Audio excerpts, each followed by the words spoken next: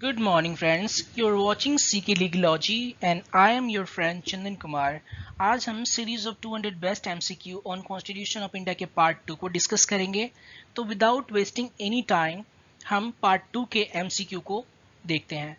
Part 2 का जो हमारा पहला एमसीक्यू है दैट इज क्वेश्चन नंबर 26। वो ये कहता है कि हमारे जो चेयरमैन है फाइनेंस कमीशन के उसको कौन अपॉइंट करता है। हमारे पास चार ऑप्शन है। ऑप्शन ए कहता है प्रेसिडेंट के द्वारा, ऑप्शन बी कहता है प्राइम मिनिस्टर के द्वारा, ऑप्शन सी कहता है काउंसिल ऑफ मिनिस्टर्स के द्वारा एंड ऑप्शन डी कहता है प्रेसिडेंट के द्वारा। तो हमारा करेक्ट ऑप्शन हो जाएगा option A that is president of India. अगले क्वेश्चन को देखते हैं। The members of the council of states. अब यहाँ पे ये कह रहा है कि काउंसिल ऑफ स्टेट्स के जो सदस्य होते हैं इंडिया में वो कितने वर्षों के लिए इलेक्ट किए जाते हैं। हमारे पास चार ऑप्शन है। ऑप्शन ए कहता है 4 इयर्स के लिए, ऑप्शन बी कहता है 5 इयर्स के लिए, ऑप्शन सी कहता है 6 इयर्स के लिए एंड ऑप्शन डी कहता है लाइफ टर्म के लिए। तो हमारा करेक्ट ऑप्शन हो जाएगा ऑप्शन सी दैट इज 6 वर्षों के लिए। देखो काउंसिल ऑफ स्टेट्स है इसीलिए 6 वर्ष, अगर यहाँ पे लोकसभा रहता तो 5 इयर्स हो जाता। ठीक है, क्वेश्चन नंबर 28 को देखते हैं। The president can not dash Lok Sabha. President इनमें से हमारे जो भारत के राष्ट्रपति हैं वो क्या नहीं कर सकते। क्या वो लोकसभा को डिसॉल्व नहीं कर सकते? कर सकते हैं।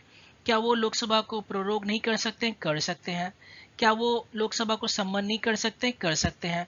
तो क्या नहीं कर सकते लोकसभा को? वो एडजर्न नहीं कर सकते। तो हमारा करेक्ट ऑप्शन हो जाएगा ऑप्शन बी, क्योंकि ये कौन करता है? ये करता है स्पीकर ऑफ लोकसभा। ठीक है, अगले क्वेश्चन को देखते हैं। The duration of an ordinance issued by the president of India. जो भारत के राष्ट्रपति ऑर्डिनेंस इश्यू करते हैं उसका ड्यूरेशन क्या होता है। एक क्वेश्चन ये बनता है कि ऑर्डिनेंस किस आर्टिकल के तहत इशू किया जाता है, तो ये किया जाता है आर्टिकल 123। लेकिन अगर गवर्नर के द्वारा पूछा जाए कि गवर्नर किस आर्टिकल के द्वारा तहत ऑर्डिनेंस इशू करता है, तो वो होता है आर्टिकल 213। ठीक है, तो इसका ड्यूरेशन पूछा गया कि इसका ड्यूरेशन क्या होता है जो ऑर्डिनेंस प्रेसिडेंट ऑफ इंडिया के द्वारा इशू किया जाता है। हमारे पास चार ऑप्शन है। ऑप्शन ए कहता है 6 वीक्स, ऑप्शन बी कहता है 1 ईयर, ऑप्शन सी कहता है 6 मंथ्स एंड ऑप्शन डी कहता है 6 weeks from the date of assembly of the parliament. तो हमारा करेक्ट ऑप्शन हो जाएगा option D that is 6 weeks from the date of assembly of the parliament. अगले question को देख लेते हैं। All speeches made in the House of the People are addressed to.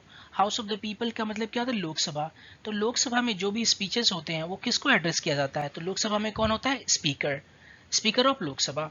तो हमारे पास चार ऑप्शन है। ऑप्शन ए कहता है प्राइम मिनिस्टर, ऑप्शन बी कहता है the speaker and option C कहता है minister for parliamentary affairs and option D कहता है रिस्पेक्टिव मिनिस्टर्स। तो मैंने आपको पहले ही बता दिया हाउस ऑफ पीपल में कौन बैठते हैं? हमारे स्पीकर ऑफ लोकसभा। तो जो भी स्पीचेस होते हैं वो किसको रेफर किए जाते हैं? हमारे स्पीकर ऑफ लोकसभा को रेफर किए जाते हैं। ठीक है, क्वेश्चन नंबर 31 को देखते हैं। Who promulgates ordinance in states. अब स्टेट में ऑर्डिनेंस को कौन इश्यू करता है, कौन जारी करता है? ये मैंने आपको ऊपर क्वेश्चन नंबर 29 के साथ ही बताया था कि अगर गवर्नर को ऑर्डिनेंस इशू करना पड़े तो आर्टिकल 213 में ऑर्डिनेंस इशू करता है। लेकिन यहाँ पे ये पूछा गया है कि कौन इसको इश्यू करता है, प्रोमुलेट करता है ऑर्डिनेंस को स्टेट में। तो स्टेट का हेड कौन होता है? गवर्नर होता है। तो कौन इशू करेगा ऑर्डिनेंस? गवर्नर इशू करेगा। तो हमारा ऑप्शन ए जो हो जाएगा सही हो जाएगा। ठीक है, क्वेश्चन को देखते हैं। अगला क्वेश्चन है हमारा who presides over the joint sitting of parliament. जो जॉइंट सिटिंग है इसको प्रिसाइड कौन करता है? अब एक है कि जॉइंट सिटिंग को कॉल कौन करता है, हु कॉल्स जॉइंट सिटिंग। तो अगर ये क्वेश्चन आए कॉल्स तो ये करता है प्रेसिडेंट। ये कौन करते हैं? हमारे जो प्रेसिडेंट है ये इसको कॉल करते हैं। लेकिन प्रिसाइड करने की बात है तो प्रिसाइड इसको करते हैं हमारे स्पीकर ऑफ लोकसभा। तो हमारा करेक्ट ऑप्शन हो जाएगा ऑप्शन सी। चार ऑप्शन है president, vice president and chief justice. Don't be confused with president, he calls the joint sitting of the parliament but the joint sitting is presided over by the speaker of the lok sabha. all right, अगले question को देखते हैं। The amending power of the constitution of India is described in article. कहने का मतलब भारतीय संविधान को संशोधन करने का ये अधिकार किस आर्टिकल के तहत पार्लियामेंट को दिया गया है। तो हमारे पास चार ऑप्शन है 352, 368, 360 एंड 395। तो हमारा करेक्ट ऑप्शन हो जाएगा ऑप्शन बी दैट इज 368। और एक क्वेश्चन ये भी बनता है कि अमेंडमेंट कितने तरीके से होता है। अगर हम अमेंडमेंट की बात करें तो अमेंडमेंट कितने तरीके से होता है? तो अमेंडमेंट हमारे तीन तरीके से होता है। ठीक है, एक तो सिंपल होता है, दूसरा होता है अमेंडमेंट बाय 2/3 मेजोरिटी, एंड तीसरा होता है amendment by 2/3 majority with ratification by 1/3 states. ठीक है, तो जैसे कि आपको 368 को आपको अमेंड करना है, तो ये इस प्रोविजन के द्वारा अमेंड करेंगे। तो ये जब हम डिटेल में डिस्कस करेंगे तो मैं आपको बताऊंगा स्टेप बाय स्टेप इसमें कैसे क्या किया जाता है, क्या रेशियो निकाला जाता है, कैसे अमेंड करते हैं, स्टेट का रेशियो क्या रखते हैं, 2/3 क्या होता है, वो आगे हम डिस्कस करेंगे। क्वेश्चन नंबर 34 को देखते हैं। हमारा the x officio chairman of the council of state is, जो हमारे काउंसिल ऑफ स्टेट के एक्स ऑफिशियल चेयरमैन है ये कौन होते हैं? तो हमारे पास चार ऑप्शन है। ऑप्शन ए कहता है, ये स्टेट की बात कर रहा है, आप याद ध्यान रखना, स्पीकर, वाइस प्रेसिडेंट, सी कहता है डेप्यूटी स्पीकर, एंड डी कहता है डेप्यूटी चेयरमैन। तो हमारा जो करेक्ट ऑप्शन हो जाएगा ऑप्शन बी, वाइस प्रेसिडेंट। एक क्वेश्चन और आता है कि वाइस प्रेसिडेंट को सैलरी किसके किसके लिए मिलती है, कि वाइस प्रेसिडेंट के पोस्ट के लिए मिलती है या फिर chairman of the council of state के पोस्ट के लिए मिलती है? तो हमारा करेक्ट ऑप्शन है ये, वाइस प्रेसिडेंट जो सैलरी ड्रॉ करते हैं वो as an ex officio chairman of the council of states की तरह वो सैलरी ड्रॉ करते हैं। ठीक है, अगले क्वेश्चन को देखते हैं। अगला क्वेश्चन है हमारा, in India the council of state is responsible to, जो इंडिया में है काउंसिल ऑफ स्टेट किसको रिस्पॉन्सिबल है? स्टेट की बात कर रहे हैं हम। ठीक है, तो हमारे पास चार ऑप्शन है, द पीपल, बी कह रहा है द स्टेट, सी कह रहा है लोकल गवर्नमेंट, डी कह रहा है नन ऑफ दीज। तो हमारा करेक्ट ऑप्शन हो जाएगा option B, that is the state, council of state is responsible to the state. Question number 36 को देखते हैं। The number of Anglo Indian nominated to the House of People, अब ये पूछ रहा है कि हाउस ऑफ पीपल में कितने एंग्लो इंडियंस को हम नॉमिनेट करते हैं। हाउस ऑफ पीपल मतलब लोकसभा, तो कितने करते हैं? हमारे पास चार ऑप्शन है। ऑप्शन ए कहता है 4 एंग्लो इंडियंस को, बी कहता है 3 एंग्लो इंडियंस को, सी कह रहा है 2 एंग्लो इंडियंस को, एंड डी कह रहा है 1। तो हमारा करेक्ट ऑप्शन हो जाएगा 2। हाउस ऑफ पीपल में 2 एंग्लो इंडियन को हम नॉमिनेट करते हैं, और ये किसके द्वारा नॉमिनेट किए जाते हैं? प्रेसिडेंट के द्वारा। उसके बाद क्वेश्चन नंबर 37 कहता है, the number of nominated members to the council of state, ऊपर क्या कह रहा था? हाउस ऑफ पीपल यानी कि लोकसभा। अब यहाँ पे क्या पूछ रहा है? Council of states, Rajya Sabha. ठीक है, तो यहाँ पे पूछ रहा है कि कितने नॉमिनेट किए जाते हैं। सेम क्वेश्चन है कि जो मेंबर नॉमिनेट किए जाते हैं तो कितने? 12। यहाँ पे क्वेश्चन नंबर आंसर हो जाएगा हमारा 12। क्वेश्चन नंबर 38 को देख लेते हैं। The number of elected members of the House of people, जो हाउस ऑफ पीपल फिर से पूछ रहा है, हाउस ऑफ पीपल किसको कहते हैं? लोकसभा। तो लोकसभा के जो इलेक्टेड मेंबर्स होते हैं वो कितने होते हैं? वो हमारे पास चार ऑप्शन, ऑप्शन ए कह रहा है 540, ऑप्शन बी कह रहा है 542, ऑप्शन सी कह रहा है 543, एंड ऑप्शन डी कहता है 545। तो हमारा करेक्ट ऑप्शन हो जाएगा ऑप्शन सी, 543। क्यों 543? कि 543 तो हम क्या करते हैं, ये तो हमारा ये इलेक्टेड है, और बाकी जो +2 जो है हमारे, ये क्या आते हैं? नॉमिनेटेड है। तो टोटल हो गए कितने हो गए? ये हमारे 545 हो गए। ठीक है, अगले क्वेश्चन को देखते हैं। क्वेश्चन नंबर 39 कहता है, who is the person authorise to conduct the election of the speaker in a newly elected House of the People in India. तो मान लो कि कह रहा है कि वो कौन सा व्यक्ति है, अगर कोई न्यू इलेक्शन होता है तो उसमें न्यू जो है स्पीकर को इलेक्ट किया जाता है ना। इलेक्शन को स्पीकर को नियुक्त करने का अधिकार किसको है? जब नया इलेक्शन होता है तो उसमें नए स्पीकर आएंगे तो वो कौन करता है? तो हमारे पास चार ऑप्शन है। ऑप्शन ए कहता है प्राइम मिनिस्टर, नहीं। ऑप्शन बी कह रहा है स्पीकर, नहीं। ऑप्शन सी कह रहा है प्रोटेम स्पीकर, देखते हैं। ऑप्शन डी कहता है डेप्यूटी स्पीकर। तो हमारा करेक्ट ऑप्शन हो जाएगा option C, that is pro tem speaker. Question number 40 को देखते हैं। Who was the chairman of the constitution drafting committee, यानी कि जब हमारा संविधान बन रहा था तो ड्राफ्टिंग कमेटी के चेयरमैन कौन थे? एकदम सीधा क्वेश्चन है, बहुत आसान क्वेश्चन है। तो हमारे पास चार ऑप्शन है। ऑप्शन ए कह रहा है जवाहरलाल नेहरू, नहीं। ऑप्शन बी कह रहा है डॉक्टर बी आर अम्बेडकर, इसको हम लीव करते हैं अभी। ऑप्शन सी कहता है doctor Rajendra Prasad, and option D कहता है सरदार वल्लभ भाई पटेल। तो हमारा करेक्ट ऑप्शन हो जाएगा option B, that is doctor Rajendra Prasad was the chairman of the drafting committee of the constitution. ठीक है, क्वेश्चन नंबर 41 कहता है, how many methods are there to amend the constitution of India. मैंने आपको 368 के साथ इसको एक्सप्लेन किया था कि कितने मेथड से हम संविधान को अमेंड कर सकते हैं। ठीक है, तो हमारे पास जो ऑप्शन है, ऑप्शन ए कहता है 5 तरीके से, ऑप्शन बी कहता है 4 तरीके से, ऑप्शन सी कह रहा है 3 तरीके से, ऑप्शन डी कह रहा है 2 तरीके से। तो हमारा सही ऑप्शन हो जाएगा ऑप्शन सी, दैट इज 3 तरीके से।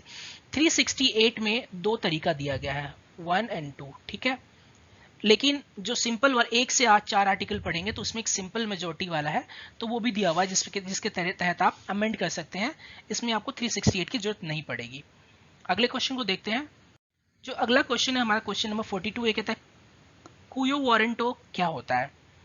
तो हमारे पास चार ऑप्शन है, क्या एक रिट होता है, क्या एक स्टैच्यू होता है, क्या एक ट्रीटी होता है, या फिर एक एक्ट होता है। तो हमारा कुयो वारंटो क्या है? वन ऑफ दी रिट्स है। 5 तरह के रिट होते हैं और उनमें से एक रिट है हमारा कुयो वारंटो। कहने का मतलब on what authority. Question number 43 को देखते हैं। Article 352 of the constitution of India deals with, यानी कि आर्टिकल भारतीय संविधान का जो अनुच्छेद है 352 वो किसके साथ डील करता है? ऑप्शन ए कह रहा है सेंटर स्टेट रिलेशन के साथ, ऑप्शन बी कहता है सुप्रीम कोर्ट के साथ, एंड ऑप्शन डी कहता है स्टेट इमरजेंसी के साथ, एंड ऑप्शन डी कहता है नेशनल इमरजेंसी के साथ। तो आर्टिकल 352 किसके साथ डील करता है? हमारा नेशनल इमरजेंसी के साथ। ठीक है। क्वेश्चन नंबर 44 को देखते हैं। Which right was remarked by doctor Bhimrao Ambedkar as the heart and soul of the constitution? ये भी डायरेक्ट क्वेश्चन है, बहुत बार पूछा गया है। Heart and soul of the constitution किस आर्टिकल को कहा गया था और किसके द्वारा कहा गया था? एक तो आपको क्वेश्चन में आंसर ये मिल गया, heart and soul of the constitution, ये जो स्टेटमेंट दिया था ये डॉक्टर भीमराव अंबेडकर ने दिया था, जो ड्राफ्टिंग कमेटी के चेयरमैन भी थे। और ये किस आर्टिकल को कहा था इन्होंने कहा था आर्टिकल 32 को। ठीक है, ये भी आपको याद रखना है। और आर्टिकल 32 क्या है हमारा? Right to constitutional remedies. तो हमारा ऑप्शन जो है डी, ये जो है हमारा सही हो जाएगा। ठीक है, ऑप्शन डी राइट हो जाएगा। ठीक है, नेक्स्ट क्वेश्चन देखते हैं। नेक्स्ट क्वेश्चन हमारा question number 45। The Indian constitution guarantees how many categories of fundamental rights? जो हमारा भारतीय संविधान है कितने तरह के फंडामेंटल राइट्स हमें देता है? हमारे पास चार ऑप्शन है। ऑप्शन ए कहता है 5 तरीके का, ऑप्शन बी कहता है 6 तरीके का, एंड ऑप्शन सी कहता है 7 तरीके का, ऑप्शन डी कहता है 8 तरीके का। तो हमारा भारतीय संविधान जो है 6 तरीके का फंडामेंटल राइट देता है। पहले 7 था, जिसमें जो राइट टू प्रॉपर्टी है उसको 44th अमेंडमेंट के द्वारा हमने उसको रिमूव कर दिया था 1978 में। तो अब हमारे पास 6 फंडामेंटल राइट्स बच गए। ठीक है, अब हम क्वेश्चन नंबर 46 को देखते हैं। Which constitutional amendment incorporated the fundamental duties in the constitution of India? यानी कि फंडामेंटल ड्यूटीज, मौलिक कर्तव्य को किस संशोधन के द्वारा भारतीय संविधान में डाला गया था? तो हमारे पास चार ऑप्शन है। ऑप्शन ए कहता है 40th अमेंडमेंट के द्वारा, 44th अमेंडमेंट के द्वारा, सी कहता है 42nd अमेंडमेंट के द्वारा, एंड डी कहता है 50वें अमेंडमेंट के द्वारा। तो हमारे करेक्ट ऑप्शन हो जाएगा ऑप्शन सी, दैट इज 42वें संविधान संशोधन के द्वारा 1976 में मौलिक कर्तव्य को भारतीय संविधान में जोड़ा गया था। और ये किस में है? ये आपका पार्ट 4A, ये भी आपको याद रखना है। ठीक है, आर्टिकल कौन सा है? 51A से लेके के तक। और ये जो हमारा के वाला पार्ट है इसको 86 कॉन्स्टिट्यूशन अमेंडमेंट से इंसर्ट किया गया था 2002 में। ये भी याद रखना है आपको। ठीक है, इतने सारे क्वेश्चन कवर हो गए। क्वेश्चन नंबर 47 को देखते हैं। Right to property was deleted by which amendment? ये मैंने आपको ऊपर भी बताया था यहाँ पे कि राइट टू प्रॉपर्टी जो है इसको किस अमेंडमेंट से हटा दिया गया था? इसको हटा दिया गया था, डायरेक्ट क्वेश्चन है, 44th अमेंडमेंट के द्वारा 1978 में। ऑलराइट, मूव ऑन करते हैं। अगले क्वेश्चन को देखते हैं। अगला क्वेश्चन कहता है who said the preamble is key to the constitution? अब ये किसने? एक तो हमने पढ़ा था heart and soul of the constitution, doctor Bhimrao Ambedkar ने आर्टिकल 32 को कहा था। अब preamble is the key to the constitution, ये किसने कहा था? तो हमारे पास चार ऑप्शन है। ऑप्शन ए कहता है doctor Bhimrao Ambedkar, option B कहता है doctor Rajendra Prasad, and option D कहता है Jawaharlal Nehru, and option C कहता है राजगोपालाचारी। बहुत सारे लोग कंफ्यूज हो जाएंगे जवाहरलाल नेहरू, क्योंकि प्रीएम्बल प्रस्तावना तो इन्होंने ही प्रस्तुत किया था, लेकिन नहीं, हमारा करेक्ट ऑप्शन हो जाएगा option A, that is doctor Bhimrao Ambedkar. उसके बाद क्वेश्चन नंबर 49 को देख लेते हैं। Article 19 of the constitution of India contains, जो हमारा आर्टिकल 19 है इसमें कितने फ्रीडम ग्रांट किए गए ये पूछा गया है। तो हमारे पास चार ऑप्शन कहता है 9 फंडामेंटल फ्रीडम्स, ऑप्शन ए कहता है 8 फंडामेंटल फ्रीडम्स, ऑप्शन 7 कहता है 7 fundamental freedoms, and option D कहता है 6 फंडामेंटल फ्रीडम्स। तो ऑप्शन डी हमारा जो है 6 फंडामेंटल फ्रीडम्स, ये सही हो जाएगा, क्योंकि आर्टिकल 9 के तहत हमें जो है जो 6 फंडामेंटल फ्रीडम्स ग्रांट किए गए हैं।